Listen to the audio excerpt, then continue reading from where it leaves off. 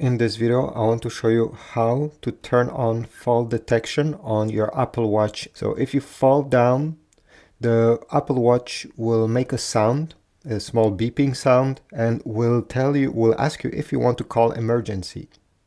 If you don't move, let's say you fell and maybe you lost conscious and you don't move, it will automatically call the emergency services if you don't move for a certain period of time, like I think a minute or two.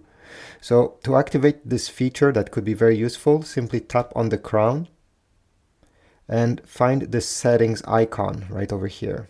Maybe yours is somewhere else. Once you open settings, it should look like this. Go down and we need to find SOS.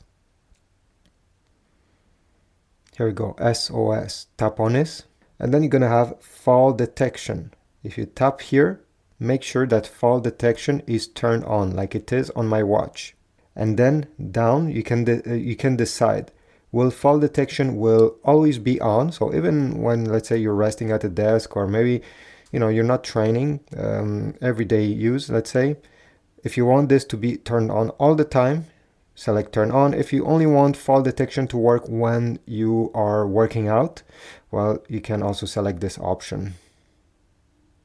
And as it says down below, this is very important again, Apple Watch can initiate an emergency SOS if you take a hard fall and don't seem to move.